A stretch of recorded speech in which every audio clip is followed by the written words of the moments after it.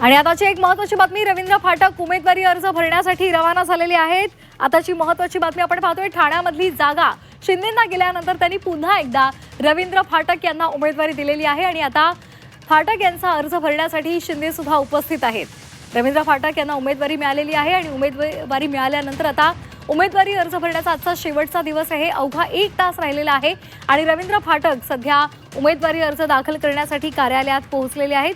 ही थेट दृश्य आपण झी24 तासवर पाहत आहोत। एकनाथ शिंदे सुद्धा आपल्याला या दृश्यांमध्ये दिसत आहेत। एकनाथ शिंदे हे उमेदवारी अर्ज दाखल करण्यासाठी रवींद्र फाटकांचा त्यांच्यासोबत पोहोचलेले आहेत।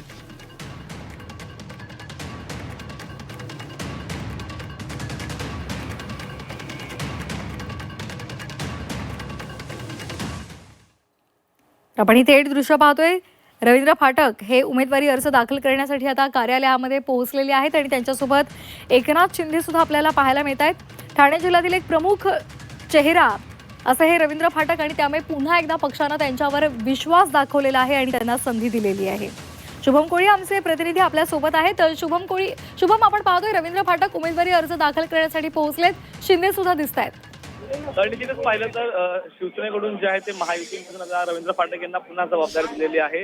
ठाणे विधान परिषदेवरती त्यांच्या नावाने शिक्कामोर्तब जो आहे तो करण्यात आलेला आहे आणि आता ते उमेदवारीचा अर्ज जो आहे तो दाखल करण्याकरिता पोहोचलेला आहे ठाणे जिल्हाधिकारी कार्यालयामध्ये। या ठिकाणी आपण पाहिलं तर शिंदेच्या सेनेसोबतच त्यासोबत भाजपचे देखील आमदार असतील, पदाधिकारी असतील, कार्यकर्ते असतील, हे मोठ्या संख्येने त्या ठिकाणी सध्या उपस्थित आहेत। जिल्हाधिकारी कार्यालयाच्या बाहेर सर्वांनीच जे आहे ते रवींद्र फाटक यांना थेट पाठिंबा दिलेला आहे। त्यामुळे आता रवींद्र फाटक यांची लढत ही मोठी रंगतदार पाहायला मिळणार आहे। ठाणे जिल्ह्यातील एक महत्वपूर्ण विधान परिषद समोर जाताना याच विधान परिषदेवर ठाण्यातील शिवसेनेचा भगवा कशा प्रकारे फडकतो हे देखील पाहणं तितकंच महत्वाचं असणार आहे। परंतु मागील काळामध्ये आपण पाहिलं तर ठाकूर देखील जे आहे त्यांचं नाव देखील मोठ्या प्रमाणामध्ये चर्चेत होतं। त्यांचं देखील या ठिकाणी मोठ्या प्रमाणात वर्चस्व आहे। 70 पेक्षाही अधिक नगरसेवक बहुजन विकास आघाडीचे त्यांच्या सोबत आहेत आणि त्याचमुळे आता त्यांच्या कशा प्रकारचा पाठिंबा असतो, त्याचबरोबर भाजप असेल किंवा शिवसेना असेल, राष्ट्रवादी असेल, यांची कशा प्रकारे मतदान त्या ठिकाणी प्रक्रिया पार पडते, त्यासोबतच काँग्रेस पक्ष असेल, जिजाऊ संघटना असेल,